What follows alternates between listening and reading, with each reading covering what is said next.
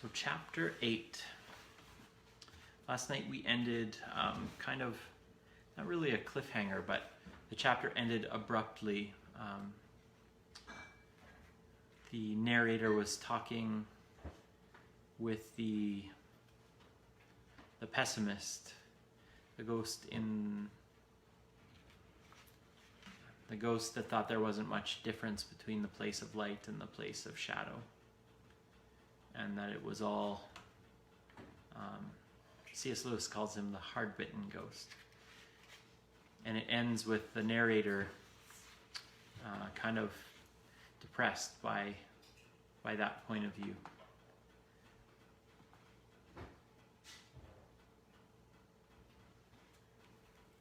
He says, I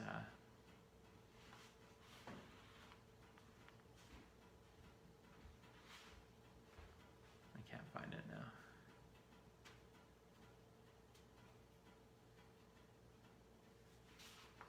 Yeah, this account of the matter struck me as uncomfortably plausible, and so I said nothing.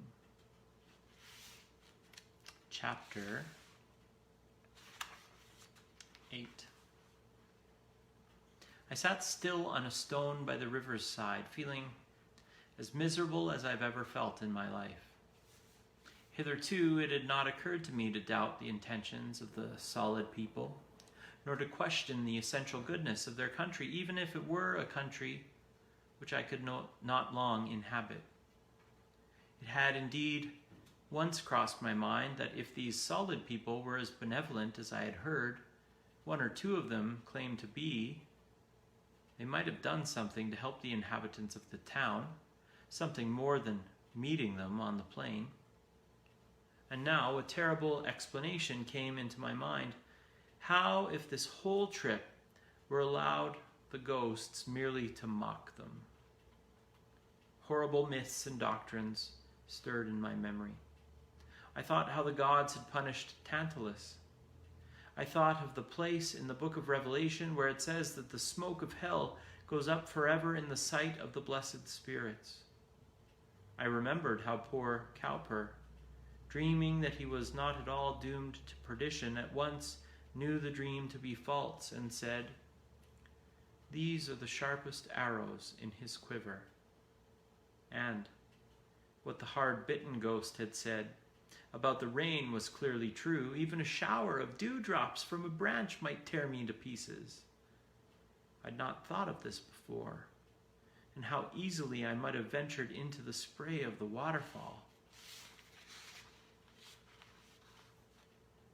A sense of danger, which had never been entirely absent since I left the bus, awoke with sharp urgency. I gazed around on the trees, the flowers, and the talking cataract.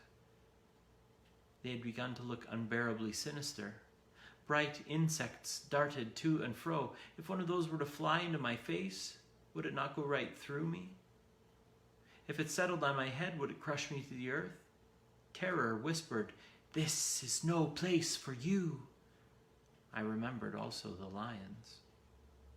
With no very clear plan in my mind, I rose and began walking away from the river in the direction where the trees grew closer together.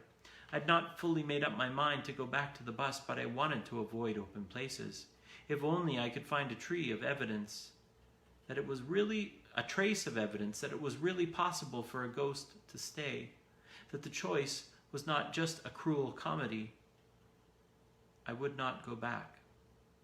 In the meantime, I went on gingerly and keeping a sharp lookout.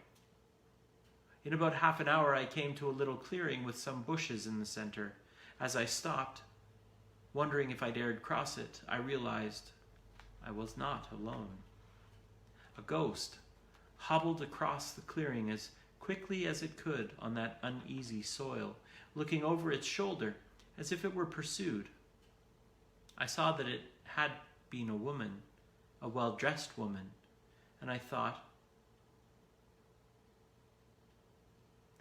that it had been a woman, a well-dressed woman, I thought, but its shadows of finery looked ghastly in the morning light. It was making for the bushes. It could not really get in among them. The twigs and leaves were too hard, but it pressed up as close against them as it could. It seemed to believe it was hiding. A moment later I heard the sound of feet, and one of the bright people came in sight. One always noticed that sound there, for we ghosts made no sound when we walked. "Go away," squealed the ghost. "Go away. Can't you see I want to be alone?" "But you need help," said the solid one. "If you have the least trace of decent feeling left," said the ghost, "you'll keep away. I don't want help. I want to be left alone. Do go away. You know I can't walk fast enough on these horrible spikes to get away from you. It's abominable of you to take advantage." "Oh, that," said the spirit. "That'll soon come right. But you're going in the wrong direction. It's back there. To the mountains you need to go. You can lean on me all the way. I can't absolutely carry you, but you need have almost no weight on your own feet. And it will hurt less at every step." "I'm not afraid of being hurt. You know that." "Then what is the matter? Can't you understand anything? Do you really suppose I'm going out there among all those people like this?" "But why not?" "I'd never have come at all if I'd known you were all going to be dressed like that." "Friend, you see that I am not dressed at all." "I didn't mean that. Do go away." "But can't you even tell me? If you can't understand, there'd be no good trying to explain it. How can I go out like this among a lot of people with real, solid bodies? It's far worse than going out with nothing on would have been on earth. Have everyone staring right through me." "Oh, I see. But we were all a bit ghostly when we first arrived, you know. That'll wear off. Just come out and try." "But they'll see me." "What does it matter if they do? I'd rather die." "But you've died already. There's no good trying to go back to that." The ghost made a sound, something between a sob and a snarl. "I wish I'd never been born," it said. "What are we born for?" "For infinite happiness," said the spirit. "You can step out into it at any moment." "But I'll tell you, they'll see me." "An hour hence and you will not care. A day hence you will laugh at it. Don't you remember on earth there were things too hot to touch with your finger, but you could drink them all right? Shame is like that. If you will accept it, if you will drink the cup to the bottom, you will find it very nourishing, but try not to do anything else with it, as it scalds." "You really mean?" said the ghost, and then paused. My suspense was straightened up to the height.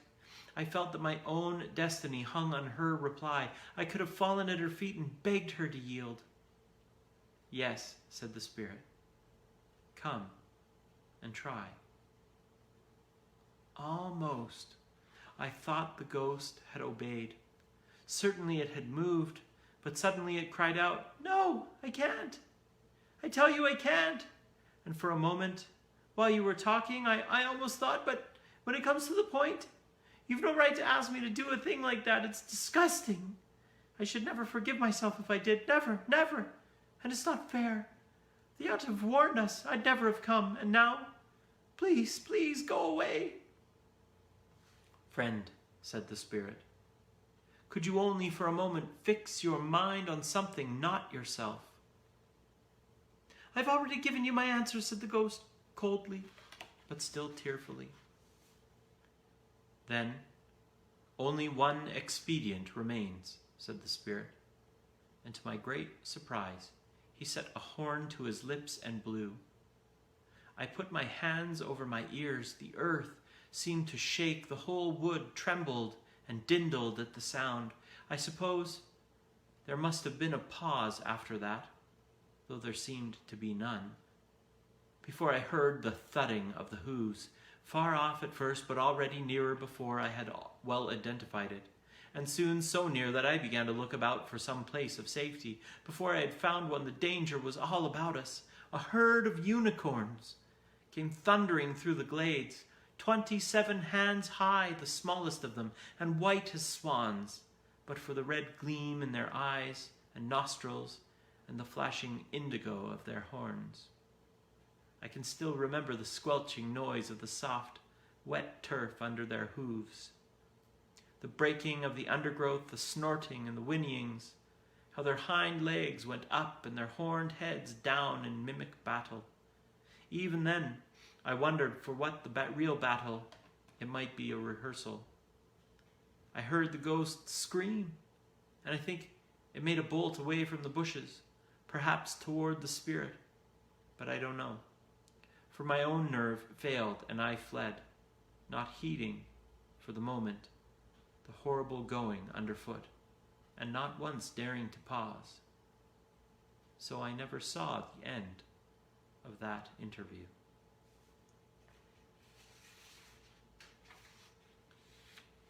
To be continued in chapter 9.